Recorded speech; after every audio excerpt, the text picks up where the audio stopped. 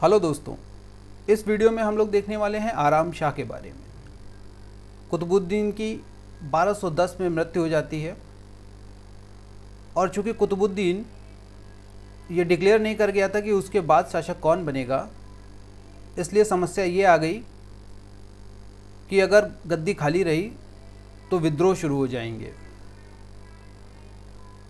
तो कुतुबुद्दीन के जो दरबारी अमीर थे, जो मंत्रीगण थे, उन्होंने ये फ़ैसला किया कि जल्दी से किसी को गद्दी पे बिठा दिया जाए। तो उन्होंने बहुत ज़्यादा ध्यान नहीं रखा कि कौन योग्य है अयोग्य है, आराम शाह को गद्दी दे दी। अब आराम शाह के साथ एक कंट्रोवर्सी और है। बहुत सारी किताबों में मिलता है कि आराम शाह कुतुबुद्दीन का पुत्र था, जो कि बिल्कुल गलत है। उस समय के बड़े विद्वान मिन्हाज-उस-सिराज की पुस्तक थी तबक़ात-ए नासिरी, जिसमें केवल और केवल कुतुबुद्दीन ऐबक की 3 पुत्रियों का ही जिक्र मिलता है। और वहीं एक और विद्वान थे अता मलिक जुवैनी, उन्होंने एक पुस्तक लिखी थी तारीख़-ए-जहाँ गौशी। उसमें साफ साफ उन्होंने लिखा था कि ऐबक का कोई भी पुत्र नहीं था। लेकिन फिर भी बहुत सारे इतिहासकार कहते हैं कि ये कुतुबुद्दीन का पुत्र था, जो कि बिल्कुल गलत है। यह कुतुबुद्दीन का पुत्र बिल्कुल नहीं था। और सही में तो ये भी नहीं पता आराम शाह का कुतुबुद्दीन ऐबक से रिश्ता क्या था।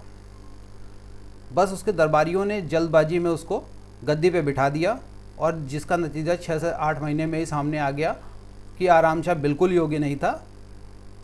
और फिर जो इसको पसंद नहीं करते थे, कंट्रोवर्सी सब जगह होती हैं, विरोधी पक्ष हर जगह होता है, तो इसके दरबार में भी था जो इसको विरोधी थे।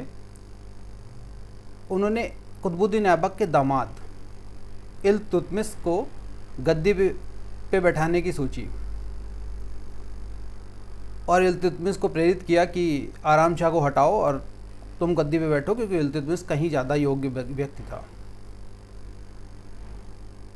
और ऐसा हुआ भी। इल्तुतमिश ने आराम शाह पे हमला कर दिया।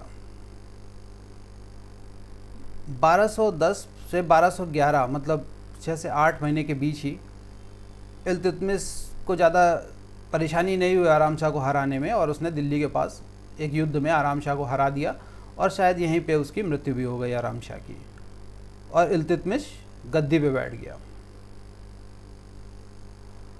अब चूँकि प्रजा तंग हो चुकी थी इतने दिनों में, इल्तुतमिश के आने से काफ़ी प्रसन्न हो गई। आराम शाह के बारे में इतनी ही जानकारी मिलती है दोस्तों, क्योंकि वो बहुत महत्वपूर्ण नहीं था। अनेक पुस्तकों में उसका जिक्र भी नहीं है। चूँकि हम लोग गुलाम वंश को पूरी तरह से देखने वाले हैं, इसलिए यहाँ ये आवश्यक था कि आराम शाह के बारे में जिक्र कर दिया जाए। तो कुतुबुद्दीन ऐबक जब नहीं रहता है तो विद्रोह की समस्या स्वाभाविक होती थी उस समय, कि अगर गद्दी पे कोई नहीं है तो पक्ष और विपक्ष दोनों आपस में लड़ने लगते थे कि किसको गद्दी दी जाए। और चूँकि कुतुबुद्दीन ऐबक बता के नहीं गया था कि कौन गद्दी पे बैठेगा, तो समस्या बड़ी थी।